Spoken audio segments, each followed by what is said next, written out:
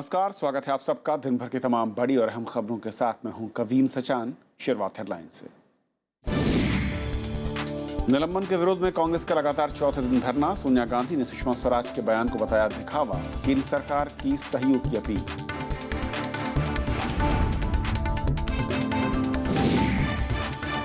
राज्यसभा में लगातार तीसरे हफ्ते नहीं हो पाया कामकाज। साध्वी प्राची की टिप्पणी पर विपक्ष के 20 सांसदों ने दिया विशेषाधिकार हनन का नोटिस। सदन की गरिमा को ठेस पहुंचाने का आरोप। राष्ट्रमंडल संसदीय बैठक का भारत कर सकता है बहिष्कार। पाकिस्तान से जम्मू कश्मीर के स्पीकर को नहीं मिला न्योता। नाराज सुमित्रा महाजन ने की बैठक की जगह बदलने की मांग। गेहूं का आयात हुआ महंगा। आज से लगेगा 10% आयात शुल्क। सरकारी गोदामों में पड़े गेहूं के इस्तेमाल में मिलेगी मदद। और बैंकों को शाखाओं के स्थानांतरण में मिली ज्यादा छूट। मर्जी से कर पाएंगे विलय और बंद। ग्राहकों को पहले दिन की जानकारी।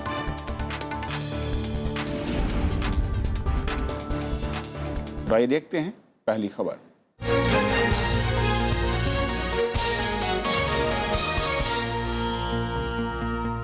देश बैंकिंग सेवा के विस्तार के लिए रिजर्व बैंक ने अब बैंकों को एक बड़ी आजादी दी है। बैंक अपनी सुविधा के मुताबिक अपनी शाखाओं विलय और बंद करने के फैसले अब ले सकते हैं, लेकिन इसमें ग्रामीण और कस्बाई बैंकों की शाखाओं को शामिल नहीं किया गया है। साथ ही उपभोक्ताओं की जरूरतों को ध्यान में रखते हुए कुछ जरूरी निर्देश भी दिए गए हैं। आरबीआई ने बैंकों की ऑथराइजेशन पॉलिसी में कुछ बदलाव किए हैं। इससे बैंकों को अपने कामकाज में पहले से ज्यादा स्वतंत्रता मिलेगी।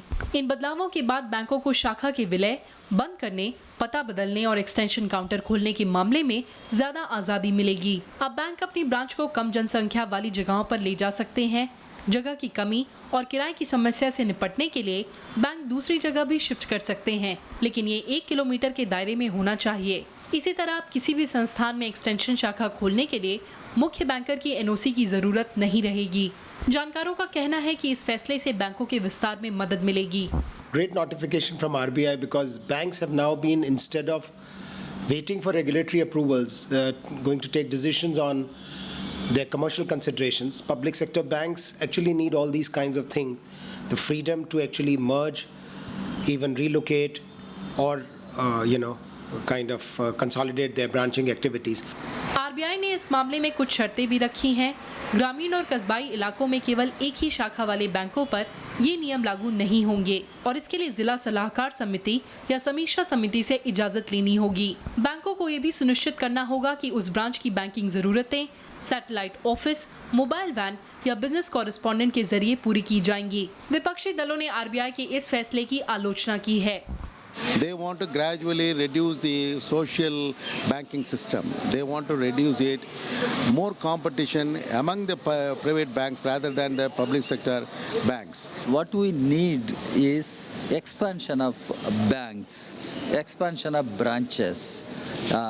We have been opposing the merger of banks. शहरों के अंदर भी जो और छोटे छोटे इलाके हैं उसमें जितने मैक्सिमम बैंक होंगे कॉमन मैन की ज़्यादा रीच में होंगे। इसका सेंट्रलाइजेशन करना, इसकी सुविधाओं को मामूली आदमी से दूर करना है। आरबीआई ने साफ किया है कि बैंकों को उपभोक्ताओं की जरूरतों को ध्यान में रखना जरूरी है। ब्रांच के विलय, पता बदलने और ब्रांच बंद करने से पहले उपभोक्ताओं को इसकी सूचना देना जरूरी है। बैंक हर हाल में सरकारी योजनाओं और डायरेक्ट बेनिफिट ट्रांसफर स्कीम को लागू रखेंगे। बैंक लंबे समय से आरबीआई से परिचालन संबंधी आजादी की मांग करते रहे हैं। इस फैसले से दूर दराज के इलाकों में बैंकिंग सेवाओं के तेजी से विस्तार की उम्मीद है। कृति मिश्रा, राज्यसभा टीवी। और इस पूरे मसले पर और बातचीत करने के लिए हमारे साथ स्टूडियो में है हरवीर सिंह, जो कि संपादक हैं moneyभास्कर.com से। हरवीर जी, स्वागत है आपका। सबसे पहले तो कई तरह की बातें हो रही है कि मैं समझना आपसे चाहूँगा कि ये जो फैसला है आरबीआई का, ये कितना महत्वपूर्ण दिख रहा है और इससे क्या अच्छा हो सकता है या फिर क्या इससे नुकसान? देखिए, फैसला वाकई महत्वपूर्ण है और मेरे ख्याल से इसको बहुत क्रिटिकल वे में नहीं देखना चाहिए। जो हम कहते हैं कि जो फाइनेंशियल इंक्लूजन की जहाँ बात है, जो कस्बाई इलाके और ग्रामीण इलाके, उसको लेकर के आरबीआई एकदम उसके साफ है उसका नज़रिया कि वहाँ पर आप ऐसा नहीं कर सकते, उसके लिए आपको परमिशन लेनी होगी, जो नियम अभी भी लागू है। लेकिन जो महानगर हैं या बड़े शहर हैं उन जगहों पर आप ऐसा कर सकते हैं, इसमें कोई बुराई नहीं है, क्योंकि कंपटीशन है और इससे कंपटीशन बढ़ेगा भी। ऐसा नहीं है, कोई भी बैंक अगर उसका कहीं अच्छा बिजनेस मिल रहा होगा तो उसको कभी भी बंद नहीं करेगा। दूसरी बात ये है कि जो नए बैंक्स, अभी तो बैंक लाइसेंसेज भी आ रहे हैं नए, और जो प्राइवेट सेक्टर के बैंक्स हैं बड़े पैमाने पर, वो अपना विस्तार चाहेंगे करना, तो वो उन इलाकों में ज़रूर जाएंगे जहाँ पर पहले से उनको लगता है कि वहाँ ज़्यादा अपॉर्चुनिटी बिजनेस की है, तो वो वहाँ पर जाएंगे और ये कंपटीशन होगा। तो इसमें ये नहीं कह सकते कि इससे कोई दिक्कत होगी, ये जो रीच है वो ख़त्म हो जाएगी। दूसरे, पूरा बैंकिंग का पैटर्न बदल रहा है। आप देखिए कितने बड़े पैमाने पर ट्रांजैक्शंस जो है वो ऑनलाइन में चली गई हैं। या पहले चेक का बिजनेस था, पहले लोग लाइन में लगते थे कैश जमा करने के लिए, विड्रॉल के लिए, वो सब अब नहीं है। एटीएम के जरिए आप सारी अपनी ज़रूरतें पूरी कर लेते हैं। तो एनी नंबर ऑफ पर्सन, कोई भी आप देखो, उनका जो बैंक में विजिट होता था पहले, वो घट के कितना रह गया है, कम रह गया। सो ये पहलू है। और इसमें ये भी है कि अगर मान लिया किसी बैंक का कोई बिजनेस वाइबल किसी जगह पर नहीं है, अगर वो वहाँ से शिफ्ट करना चाहता है तो इसमें कुछ गलत नहीं है। एक तो जो कामकाज की आज़ादी है वो देने की कोशिश की है रिजर्व बैंक ने, और इसमें कुछ भी ऐसा नहीं है कि जिससे कोई संकट किसी आम आदमी के लिए या बैंक कस्टमर के लिए खड़ा होने वाला हो। क्योंकि दो बातें साफ की हैं, एक तो जो सोशल ऑब्लिगेशंस हैं या डीबीटी का जो मसला है वो आपको वो ऑब्लिगेशन पूरा करना होगा, दूसरे आप कस्टमर्स को इन्फॉर्म करेंगे। तो ये दो चीज़ें हैं। मेरे ख्याल से ऐसा कुछ इसमें नहीं देखना चाहिए, बल्कि कोई भी बिजनेस जहाँ जैसा है जो उसको फिजिबल लगेगा उसको करने की अगर छूट मिल रही है तो नथिंग रॉन्ग। पहले भी अगर उसे मैं कहूँ कि विलय करना था, बैंक की शाखाएं बंद करनी है, शिफ्ट करना था, तो आरबीआई की परमिशन लेनी होती थी। बिल्कुल। क्या एक लंबा, मैं कहूँ कि एक जो लाल फीताशाही की बात होती थी, वो एक सिस्टम था, शायद उसे कट करने की कोशिश है इस कदम से? देखिए, ये बिल्कुल वही वजह है इसके पीछे। अब किसी भी बैंक का जो मैनेजमेंट है वो अपना एक फैसला करना चाहता है, उसको उसकी सुविधा है, उसकी स्वतंत्रता है कि वो किस तरीके से उस फैसले को लागू करना चाहता है। नई ब्रांच खोलने के लिए परमिशन का एक लंबा प्रोसेस था, तो आपको नई ब्रांचेस खोलने के लिए परमिशन चाहिए। कोई नया, आप कभी भी देखेंगे जहाँ नया कोई एस्टेब्लिशमेंट आ रहा होगा या नए कोई लोकेलिटी आ रही होगी तो वहाँ सरकारी बैंक जाता था, और फिर ये सब है। अब अगर प्राइवेट बैंक को भी जाना तो चला जाएगा, तो उसमें कोई ऐसी कोई दिक्कत नहीं है। दूसरे, अभी तो देखें कि लगातार एक जगह पर कंटिन्यूटी में 2-2, 3-3, 4-4 बैंकों की ब्रांचेज आपको मिल जाती हैं। अब ये इतना फ्रीडम कस्टमर को है कि वो सरकारी बैंक में जाए या प्राइवेट बैंक में जाए, जहां उसको सुविधा बेहतर मिलती है, जहां उसको फैसिलिटी ज़्यादा मिलती है, तो वहाँ जाएगा। यानी कुल मिलाकर ये कहा जाए वीर जी की बैंकों को पूरा अधिकार दे दिया गया और सब कुछ बाजार एक तरीके से तय करेगा। देखिए, अब जाना ही है आपको। अभी जो पुरानी बैंकिंग थी या पुराना जो इंश्योरेंस, रेगुलेटर का काम है कि कोई गलत काम ना हो, लेकिन जो कामकाज की जो फ्रीडम है उसको देने में कोई बुराई नहीं है। हाँ, क्योंकि हमारे यहाँ फाइनेंशियल इंक्लूजन अभी भी एक बहुत बड़ा इशू है। अगर आप अभी भी देखेंगे, ज़्यादातर फाइनेंशियल इंक्लूजन का काम हमारे जो पब्लिक सेक्टर के बैंक्स हैं वही करते हैं। अभी भी कोई आधार अकाउंट हो या डीबीटी ट्रांसफ़र हो, वही सरकार भी उसी तरह से जाती है। तो प्राइवेट बैंक का जरूर ये एक नज़रिया रहा है कि वो छोटे कस्टमर में बहुत ज़्यादा उसमें इंटरेस्ट उसका नहीं रहता है, ये फैक्ट है। और जो पब्लिक सेक्टर बैंक्स हैं उनकी जो भूमिका है वो अभी भी उतनी ही बनी रहेगी, और उसकी जो कोई ज़्यादा ज़रूरत है फाइनेंशियल इंक्लूजन का, ज़्यादातर जिम्मा वही निभाते हैं। एक आखिरी सवाल हरवीर जी, एक जो आशंका जताई जा रही है, मैं समझना चाहूँगा कितना इसमें सच्चाई है, कि क्या इससे ये होगा कि जहाँ पर ज़्यादा मैं कहूँ कि बिजनेस मिल रहा होगा बैंक वहीं पर शिफ्ट करेंगे, तो ऐसे इलाके जहाँ पर बिजनेस कम होगा लेकिन वहाँ पर भी लोग रहते होंगे, तो शायद उनके लिए एक मुश्किल भरा कदम हो सकता है? मेरे ख्याल से तो ऐसा नहीं है, क्योंकि अब जिस तरीके की बैंकिंग की जो फैसिलिटीज़ आपको अवेलेबल हैं, ऑनलाइन बैंकिंग है या और दूसरी चीज़ें हैं, तो उसमें अब इन चीज़ों के बहुत मायने नहीं रह गए हैं। बहुत सारे लोग 1-1 साल 2-2 साल बैंक ब्रांच नहीं जाते, क्योंकि पहले आपको ड्राफ्ट बनवाना है, चेक डिपॉजिट करना है, आप कहीं भी एटीएम काउंटर पर जाकर के ये कर सकते हैं। ये ज़रूर है कि रेगुलेटर को ये देखना चाहिए कि जो सुविधाएं बैंक्स दे रहे हैं, खासतौर से एटीएम नेटवर्क के थ्रू, उसमें कटौती ना करें, क्योंकि ये भी एक चलन धीरे से आता है। जहाँ थोड़ा कम बिजनेस मिलता है तो खासतौर से प्राइवेट बैंक वहाँ पर अपना इस तरह की सुविधा को बंद कर देते हैं। तो ये मेरे ख्याल से जो कंज्यूमर का जो ये राइट है, जो सुविधा उसको मिल रही है, इसका संरक्षण करना जरूरी है। हरवीर जी, बहुत बहुत शुक्रिया इस पूरे मसले पर बातचीत करने के लिए। तो ये थी हमारी पहली खबर। छोटा सा ब्रेक, और ब्रेक के उस पार दिन भर की दूसरी बड़ी खबरें।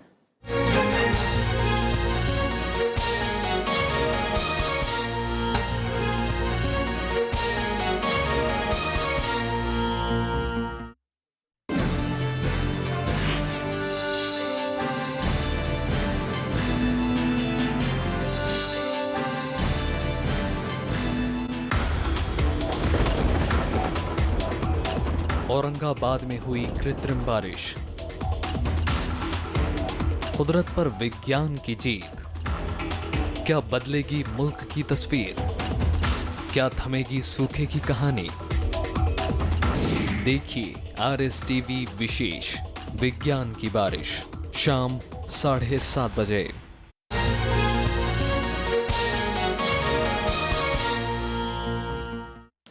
आज सत्र का तीसरा हफ्ता भी बीत गया, लेकिन अवरोध के चलते राज्यसभा में इस दौरान कोई कामकाज नहीं हो सका। कांग्रेस सांसदों के निलंबन से लेकर व्यापम और ललित मोदी विवाद के मुद्दे पर अपने विरोध पर दल कायम है। और उस बीच कांग्रेस समेत विभिन्न दलों ने 20 सांसदों ने वीएचपी नेता साध्वी प्राची के बयान के खिलाफ सभापति को विशेषाधिकार हनन का नोटिस दिया है। मॉनसून सत्र के बीते तीनों हफ्तों के दौरान राज्यसभा में गतिरोध की यही तस्वीर नजर आई। कांग्रेस सहित विपक्षी दलों का सरकार पर आरोपों का दौर जारी रहा। विपक्ष ने ललित मोदी विवाद, व्यापम घोटाले से लेकर काले धन और सांसदों के निलंबन पर कार्रवाई की मांग की और प्रधानमंत्री से जवाब मांगा, जबकि सरकार ने विपक्ष पर अवरोध पैदा करने का आरोप लगाया। सरकार का अहंकार है, इसलिए व्यवस्था नहीं हो सकती जब तक सरकार की तरफ से कोई प्रस्तावना ना हो। गतिरोध को तोड़ने की, तब तक सदन में कोई चर्चा, जो विषय हमने उठाए हैं जब तक उन विषयों पे समाधान नहीं होता, गतिरोध तब तक बना रहेगा। कि सदन में कोई काम नहीं होगा, देश के गरीबों के लिए, देश के कमजोर तबकों के लिए, देश के विकास का काम नहीं करना चाहते, ये प्रस्ताव कराना चाहते हैं आप। तमाशा है, ये प्रस्ताव कभी नहीं होगा और न इस प्रस्ताव के आधार पर देश चलता है। देश जो है वो विकास के रास्ते पे जाना चाहता है, विनाश के रास्ते पे नहीं। आप विनाश के रास्ते पे ले जाना चाहते हैं देश को। इसी अवरोध के चलते राज्यसभा की कार्यवाही कई बार स्थगित हुई। कुछ निजी विधेयकों को पेश तो कर दिया गया, लेकिन उन पर चर्चा के लिए सहमति नहीं बन पाई। House is adjourned till 2:30 PM.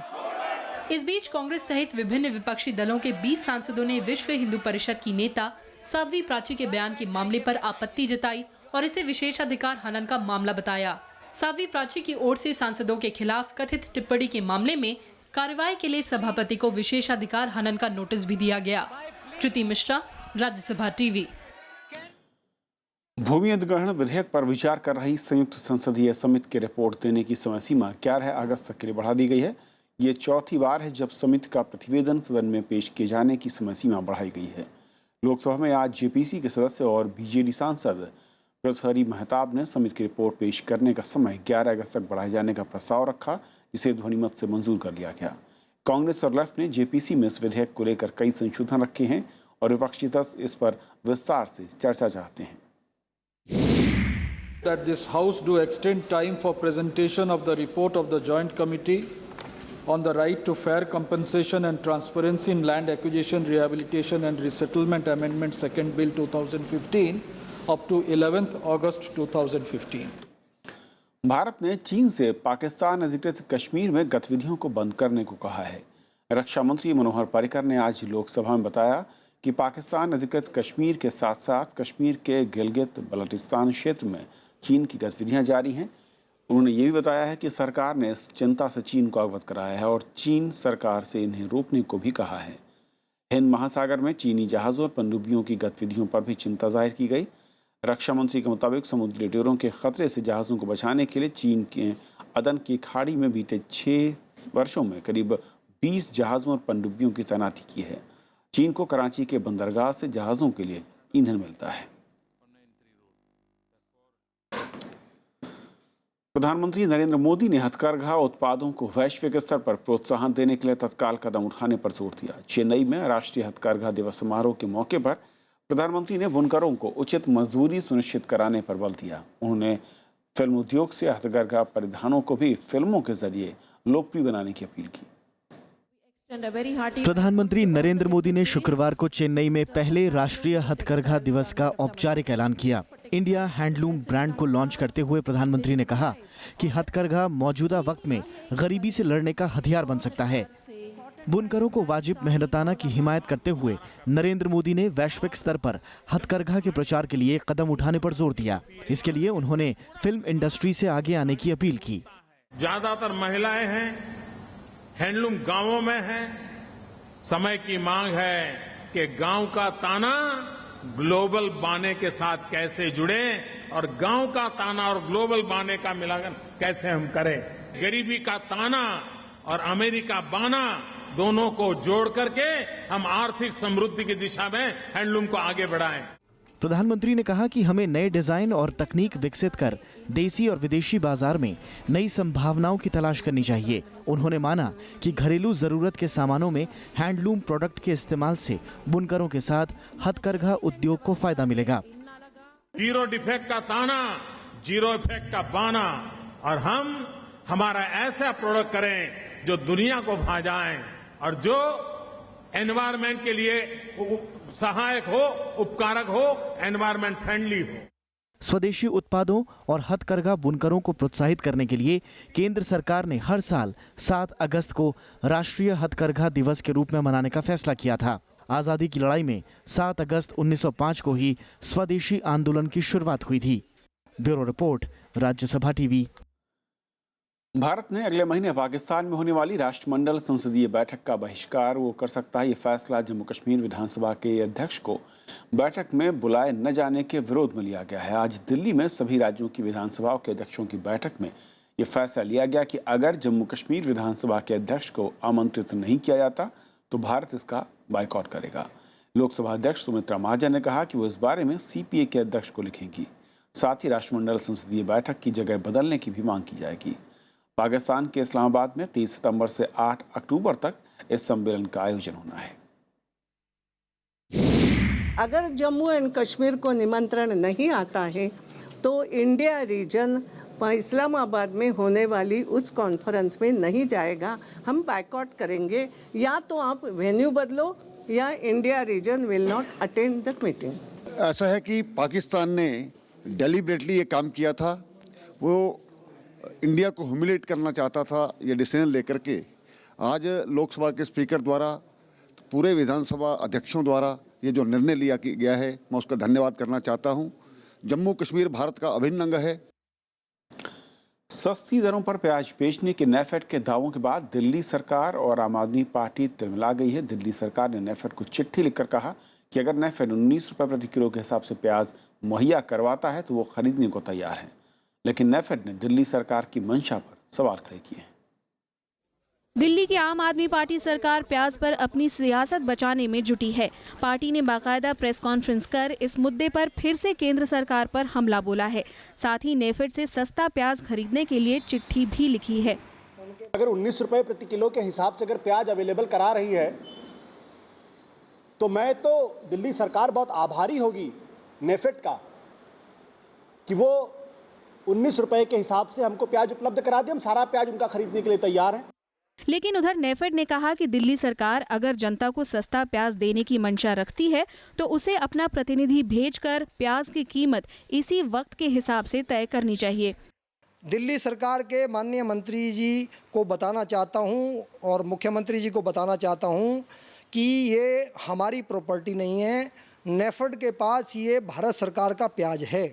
अगर उनको ये 19 रुपये में लेना है तो उनको भारत सरकार को अप्रोच करना पड़ेगा। अगर नेफेड से उनको प्याज लेना है तो नेफेड को जो तय प्रोसीजर है उसके तहत नेफेड उनको जो एक्स दिल्ली कॉस्ट पड़ेगी उस पर हम देंगे।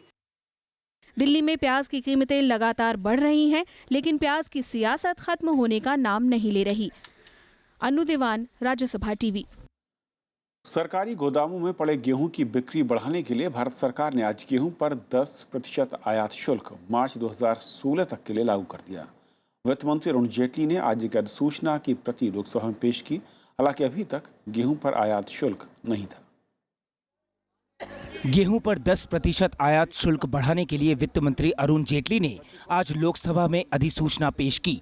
कस्टम अधिनियम 1962 के धारा 159 के तहत अधिसूचना को जारी किया गया। ये फैसला मार्च 2016 तक के लिए लिया गया है। सरकार ने यह फैसला सरकारी गोदामों में बड़ी मात्रा में पड़े गेहूं की बिक्री बढ़ाने के मकसद से लिया है। फूड ग्रेन्स है वो सारा ही सरप्लस है हमारे पास, इसलिए ये फूड ड्यूटी लगानी चाहिए थी, जल्दी लगानी चाहिए थी, अब भी लगा दी, अच्छा किया। दरअसल अब तक गेहूं पर आयात शुल्क नहीं था। निजी कारोबारी इस बात का फायदा उठा रहे थे। वो विदेशों से सस्ती दरों पर गेहूं खरीद कर रहे थे। इसके साथ साथ गेहूं की उच्च गुणवत्ता भी एक वजह थी। इस फैसले से सरकार को 90 करोड़ के राजस्व का मुनाफा होने की संभावना है। बाजार की रिपोर्ट्स के मुताबिक कम बारिशों के अनुमान को देखते हुए इसी साल मार्च में भारतीय कारोबारियों ने ऑस्ट्रेलिया से 5 लाख टन गेहूं आयात करने का समझौता किया था। 10% duty will discourage any further import of wheat, particularly when we look at the international and national price scenario. So hardly there will be incentive for the importers to import wheat. बाजार में खबर थी कि भारतीय व्यापारी रूस और France से 5 लाख टन गेहूं और खरीद सकते हैं, लेकिन अब सरकार की इस अधिसूचना के बाद फायदे का सौदा नहीं रह गया है। सरकार इसके जरिए एक तीर से दो शिकार करना चाहती है। इससे भारतीय किसानों को तो मदद मिलेगी ही, लेकिन अगर घरेलू गेहूं की खपत बढ़ती है तो सरकारी गोदामों में अगले साल गेहूं के भंडारण के लिए पर्याप्त जगह भी बनाई जा सकेगी। कृष्णानंद त्रिपाठी, राज्यसभा टीवी, दिल्ली। आने वाले दिनों में हमें रसोई गैस की किल्लत को दूर करने में सहूलियत मिलेगी और ये संभव होगा अफ्रीका के दक्षिण पूर्वी राष्ट्र मोजाम्बिक से सहयोग के बाद। भारत और मोजाम्बिक के बीच गैस और कोयले के क्षेत्र में सहयोग की सहमति बन गई है और उसके तहत भारत मोजाम्बिक में ऊर्जा के भंडार के दोहन में बड़े पैमाने पर निवेश करेगा। अफ्रीका में भारत और मोजाम्बिक ऊर्जा क्षेत्र में बड़े पैमाने पर सहयोग के लिए आगे बढ़ रहे हैं। इस सहयोग को मजबूत बनाने के लिए मोजाम्बिक के राष्ट्रपति फिलिप न्यूसी फिलहाल 5 दिनों की यात्रा पर भारत में हैं। प्रधानमंत्री नरेंद्र मोदी के साथ बातचीत में दोनों देशों ने गैस के क्षेत्र में बड़े पैमाने पर निवेश का फैसला किया है। मोजाम्बिक में हाल ही के दिनों में गैस का बड़ा भंडार मिला है। It has recently discovered large amounts of gas. So by some estimates, Mozambique has something like 200 trillion cubic feet of gas and has the potential to become an LNG producer of the scale of Qatar and Australia if once their plans fructify for this.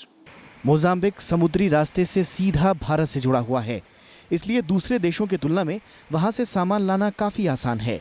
Mozambique में उत्तम गुणवत्ता का कोयला भी बड़े पैमाने पर पाया जाता है, जो भारत के स्टील उद्योगों के लिए काफी उपयोगी है। It's a coal-rich country. They have in Africa, I believe it is the second largest coal reserves after South Africa. Particularly thermal coal as well as coking coal, which is useful for the steel industry.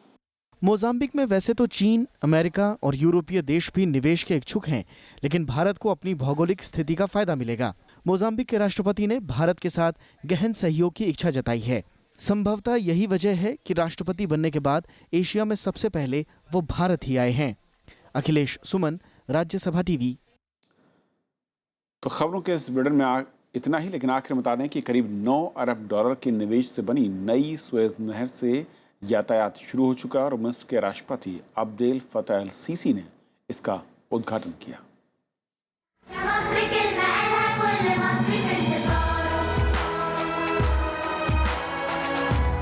ये तस्वीरें मिस्र के इस्माइलिया शहर की है, जहां नाविकों की पोशाक में मिस्र का झंडा लहराते बच्चों ने नई सुएज नहर की शुरुआत का जश्न मनाया।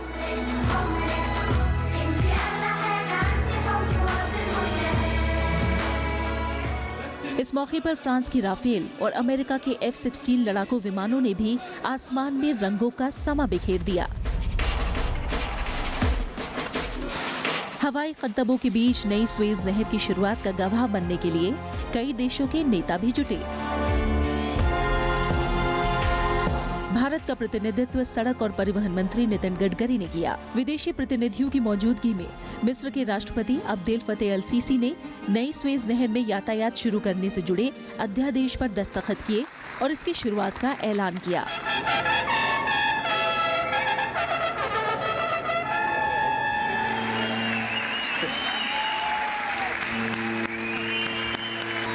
عبد الفتاح السيسي رئيس جمهورية مصر العربية ببدء تشغيل قناة السويس الجديدة، وتحيا مصر وتحيا شعوب العالم المحبة للسلام وتحيا المبادئ الإنسانية। इस मौके पर मिस्र में जगह जगह बैनर लगाए गए थे, जिसमें लिखा था नई सुएज नहर दुनिया को मिस्र का तोहफा। इस नहर को बनाने पर करीब 9 अरब डॉलर की लागत आई। इसके निर्माण में सिर्फ 1 साल लगा, जबकि 19वीं सदी में स्वेज नहर के निर्माण में पूरे 10 साल लगे थे। भूमध्य सागर को लाल सागर से जोड़ने वाली स्वेज नहर का निर्माण 1869 में हुआ था। इससे एशिया और यूरोप की दूरी कई हफ्ते कम हो जाती है। अब इसकी चौड़ाई दुगनी की गई है ताकि इस नहर से होने वाला कारोबार बढ़ाया जा सके। इससे मिस्र को 10 लाख नई नौकरियां पैदा होने की भी उम्मीद है। Bureau report, Rajya Sabha TV.